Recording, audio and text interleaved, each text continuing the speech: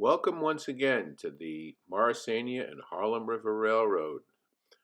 Today we're going to talk about a car that's a favorite of mine, the Wabash 3424 operating brakeman car, and I just wanted to say a few words about it before we get into the video itself. Brakemen, by the way, are a very important part of railroading in that their main job is putting the train together from one car to another by coupling. And the brakeman in this particular case is also responsible for braking the car or stopping the car. And the brake was usually located in the shape of a wheel at the top of the train or near the top of the train. And so the brakeman would very often be walking on the top of the boxcars of a train. This can be dangerous if the train happens to be approaching a bridge or a tunnel, which has a low overhead, and sometimes the brakeman may not be paying attention. This is the reason why something called telltales were created, so that it would warn the brakeman who might be standing on top of the boxcar that some tunnel or bridge was approaching and that he needed to either get down below or duck below the height of the top of the tunnel or the bridge so that he wouldn't be injured. So the purpose of the telltale was to warn him that. Now, what the Lionel folks did with the Lionel train car here, 3424, was to recreate that situation where the brakeman would need to be warned that there was an obstruction coming and would duck down until the obstruction was passed and then come back up again. And that was the whole point of creating this type of animated car. So I hope you enjoy today's video on this car and the demonstration of how it works and a little bit of how it works. And see you again real soon. Please don't forget to like, comment, and subscribe. And we'll see you around next time on the Morrisania and Harlem River Railroad. Thanks a lot. Bye for now.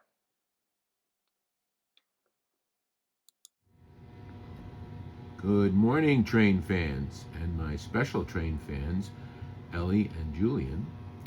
Today's topic is one of my favorite boxcars, the Lionel Wabash 3424 operating brakeman car, in a nice blue color with the Wabash flag logo on the right side of the boxcar and a white door. You can see closely here, you can see it says built 856. That should give you a clue as to when this car was available. It was released by Lionel in 1956, and it was in their catalog again in 1957 and 1958. That, of course, makes this car pretty close to 70 years old. 67 years old or 68 years old at this point.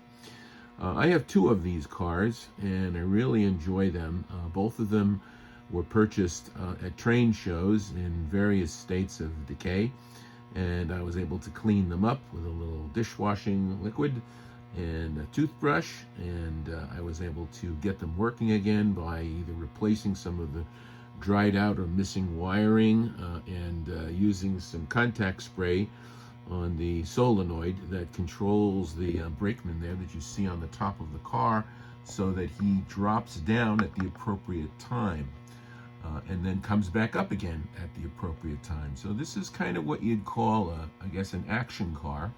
There were many such cars that were released by Lionel in the post-war era, and many of them have been re-released and duplicated in the later years during the MPC era and even modern times today, because they're just a delight to watch going around the track as they do their action. I don't know if there's really too much more to say about this car. I can show you a little bit of the mechanism in terms of how it works. But essentially, it's a switch on the inside of the boxcar. There's a solenoid that is connected to this little fellow on the top of the car. And when the car closes a contact on the track, and it usually does that right around the time that it's passing one of these telltales, that's when the brakeman will duck down under the telltale and come back up again after the train passes the telltale. So that's essentially how it works. And I'll show you this in a run of the trains in a few minutes. but I thought you'd enjoy a little bit of explanation. One other thing I would point out is that when these cars were released in 1956, the brakeman on the top of the car was either molded plastic in white or molded plastic in blue, but really isn't very realistic looking. So I was kind of inspired by someone else that had decorated their brakeman by painting him, and so I did the same. And you can see here I've given him a blue uniform with blue trousers and a blue jacket and a white shirt and a green hat and a little bit of flesh paint so that his hands and his face look more realistic as he goes around the track there. You can see a little close-up of that, right?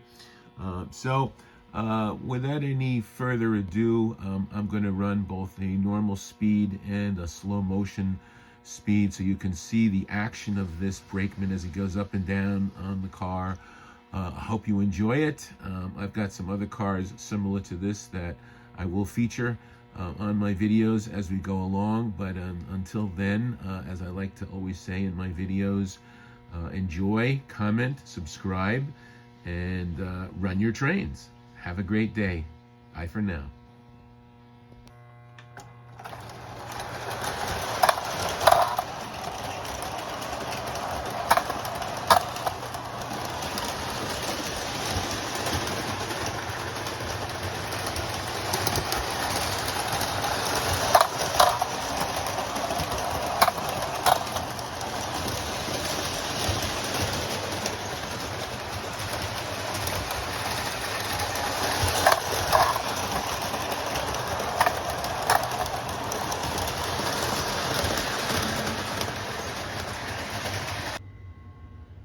Okay, so now we are looking at the underside of the 3424 Wabash freight car with the brakeman, and you can see there's the track pickup here, and on the other truck we have this ingenious little shoe that you see that point here with my pointer. Okay, this ingenious little shoe here. Okay, that when it rolls over a section of the track, and we'll take a look at that here. I'm going to roll the train back. You can see that where the telltale is, right, there is these blades coming up from the track, and that is actually what triggers the brakeman to drop down and come back up again.